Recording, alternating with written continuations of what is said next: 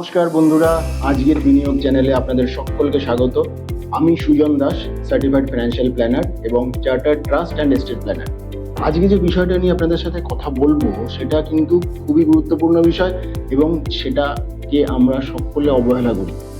বিষয়টা কি? ধরুন, আমরা সারাক্ষণ কথা বলি যে কিভাবে মার্কেটে ইনভেস্ট করবো, কিভাবে আমার জমানো টাকাটাকে বা সেভিংসটাকে বা ইনভেস্টমেন্টটাকে আমি বাড়াবো, মানে ওয়েলথ এনহ্যান্সমেন্টের ব্যাপারে সারাক্ষণ কথা বলি এবং ইনভেস্টমেন্ট হ্যাবিটের ব্যাপারে, রাইট?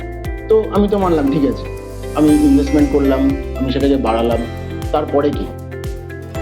তারপরে আমি যে ওয়েলথটা ক্রিয়েট করলাম, ওয়েলথটা আমি জমালাম, সেটাকে তো আমি এনজয় করলাম আমার পারপাস ওয়াইজ, আমার রিটায়ারমেন্টের জন্য, আমার চাইল্ড এডুকেশনের জন্য, আরও আলাদা আলাদা যে গোল বেসড ইনভেস্টমেন্ট আমি সবগুলোই ধরুন করলাম। করার পরে আমার যে নিয়ার অ্যান্ড ডিয়ার, যে আমার ফ্যামিলি মেম্বার বা আমার কাছের লোক, তাদেরকে আমি চাই যে আমার এই ওয়েলথটাকে আমি লিগেসি হিসেবে তাদেরকে দিয়ে যাব, রাইট? মানে আমি ওয়েলথটাকে ট্রান্সফার করব আমার থেকে তাদেরকে, আমি যাদের যাদের চাইছি, যেরকম যেরকম চাইছি সেরকম ভাবে, রাইট? তো এই প্রসেসটাকে বলা হয় এস্টেট প্ল্যানিং বা সাকসেশন প্ল্যানিং। তো এই ব্যাপারে আজকে আমরা একটু সামান্য জানবো। ব্যাপারটাকে বলা হয় সাকসেশন প্ল্যানিং বা এস্টেট প্ল্যানিং। তো এই এস্টেট প্ল্যানিংটা যখনই আমরা সাকসেশন প্ল্যানিং বা এস্টেট প্ল্যানিংয়ের কথা ভাবি, তখনই প্রথম যে কথাটা মাথায় আসে সেটা হলো উইল তৈরি করা। এবং উইল তৈরি করার কথা মাথায় আসলেই প্রথমে যেটা মনে পড়ে আমাদের সকলের, আমি আমার সমস্ত ইনভেস্টরদের সাথে কথা বলে যেটা বুঝতে পারি যে আমার তো এখনো বয়স হয়নি অতটা। আগে আমি বয়স হোক 50 বছর, 60 বছর, 70 বছর, তখন তো গিয়ে আমি উইল করবো। এবং এটা একটা প্রচলিত ধারণা চলে এসছে যে বয়স্ক লোকেরাই উইল করে, এবং উইল করার মানে অসুস্থ হলে বা মারা যাবার যখন মনে হয় যে আমার মৃত্যু ঘনিয়ে এসেছে, তখন তারা উইল করার কথা ভাবে। কিন্তু আদতেই ব্যাপারটা তাই নয়। এবং উইল শুধুমাত্র একটা টুল সাকসেশন প্ল্যানিং এর, এস্টেট প্ল্যানিং এর। এরকম আরো দু একটা টুল আছে যেগুলো খুব ইম্পর্টেন্ট, সেগুলোর ব্যাপারে আজকে আমরা একটু জানবো। তার মধ্যে আরেকটা দ্বিতীয় টুল হচ্ছে প্রাইভেট ট্রাস্ট বা ফ্যামিলি ট্রাস্ট তৈরি করা। এই প্রাইভেট ট্রাস্ট বা ফ্যামিলি ট্রাস্ট তৈরি করার কেন দরকার আছে, কি দরকার আছে, সেগুলো আমরা বিশদে জানবো এর পরের ভিডিওতে।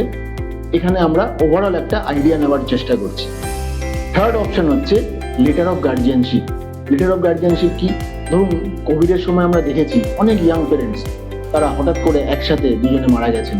তাদের ছোট বাচ্চা, কারণ কোনো বাচ্চার বয়স 5 বছর, কোনো বাচ্চার বয়স 8 বছর, 10 বছর, এবং মোট কথা হলো সে নাবালক বা নাবালিকা। তো বাবা মায়ের ধরুন তাদের টার্ম প্ল্যানও করা ছিল, ইন্স্যুরেন্স করা ছিল, সেই ইন্স্যুরেন্সের টাকাটা সেই ছোট ছোট বাচ্চাগুলো কিভাবে হ্যান্ডেল করবে? তারা তো নাবালক, তাদের হয়ে কারা সেই টাকাটাকে ম্যানেজ করবে এবং তাদেরকেই বা দেখভাল কে করবে? আমাদের ইন্ডিয়াতে, আমাদের ইন্ডিয়ান অ্যাক্ট অনুযায়ী একমাত্র ন্যাচারাল গার্জেন হচ্ছেন বাবা এবং মা। তাদের অবর্তমানে ন্যাচারাল গার্জেন যদি তারা কাউকে ঠিক না করে দিয়ে যান, কোর্ট কিন্তু ডিসাইড করবে যে বাবা মায়ের অবর্তমানে সেই বাচ্চাগুলোর গার্জেন কে হতে পারে, ঠিক আছে? তো সেক্ষেত্রে আমাদের প্রথমেই যেটা মনে আসে যে দাদু দিদা বা ঠাকুরদা ঠাকুরমা, ঠিক আছে? তো সেক্ষেত্রে কোর্ট যদি মনে করে যে এরা কেউই কেপেবল নয় এই বাচ্চাদেরকে বা বাচ্চাটিকে দেখাশোনা করার জন্য, তাহলে কিন্তু কোর্ট কি করতে পারে? সেই বাচ্চাটিকে বা বাচ্চাগুলিকে অনাথ আশ্রমে পাঠাতে পারে।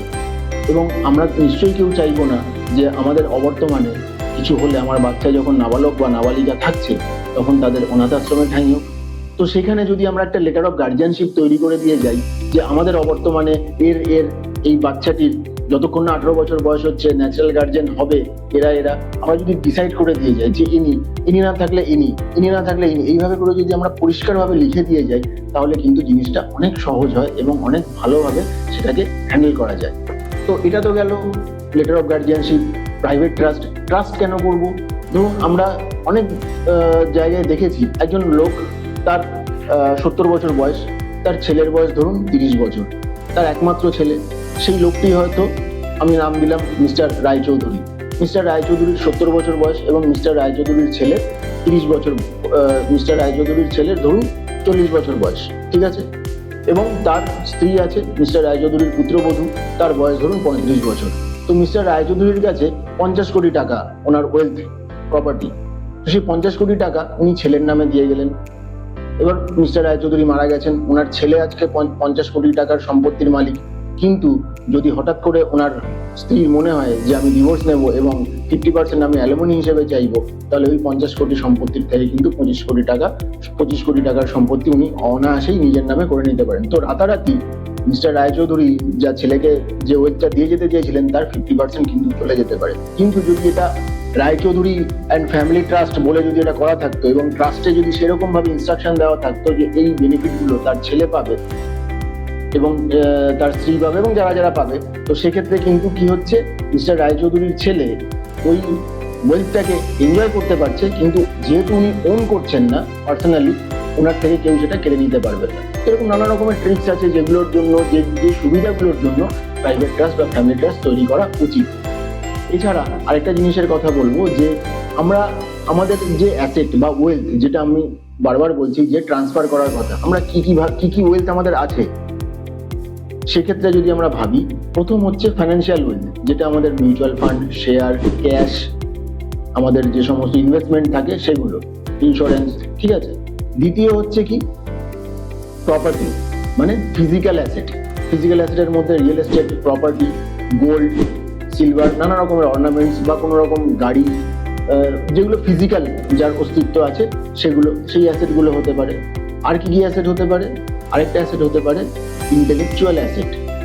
ইন্টেলেকচুয়াল অ্যাসেটের মধ্যে কি পড়ে, মানে ধরুন কেউ যদি কোনো রাইটার বা কোনো মিউজিক ডিরেক্টর বা কোনো মিউজিশিয়ান, তার যে মিউজিক বা লেখার যে রয়্যালটি ইনকাম, তার যে ইন্টেলেক্ট ব্যবহার করে যে তার রেগুলার একটা ইনকাম আসছিল, তার একটা অ্যাসেট রয়েছে, সেটার জন্য যে রেগুলার ইনকাম আসছিল, যে ওয়েলথটা ইনপুট হচ্ছিল, তার অবর্তমানে সেটা কার কাছে যাবে? তো সেই ইন্টেলেকচুয়াল অ্যাসেটটাও কিন্তু আমাদেরকে ট্রান্সফার করার উচিত।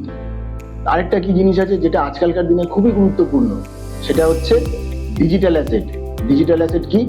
যেরকম ধরুন আমাদের ইমেলের পাসওয়ার্ড, যেরকম আমাদের ইনস্টাগ্রাম, ফেসবুকের আইডি পাসওয়ার্ড।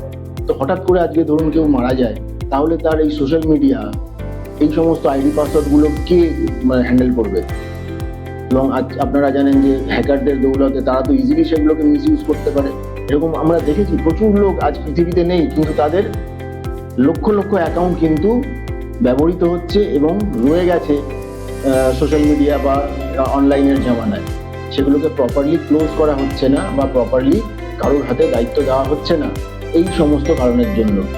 তো এইরকমভাবেই ডিজিটাল অ্যাসেটকেও আমাদের ট্রান্সফার করে দিয়ে যেতে হবে, দায়িত্ব দিয়ে যেতে হবে যে যদি কেউ না থাকে, তার অবর্তমানে তার এই ডিজিটাল অ্যাসেটটাও এরা ব্যবহার করবে বা এটাকে ক্লোজ করে দেওয়া হবে। এরকম ভাবে ইনি ক্লোজ করবেন, সেটা যাতে এইভাবে তাদেরকে ইনস্ট্রাকশন দিয়ে যেতে হবে।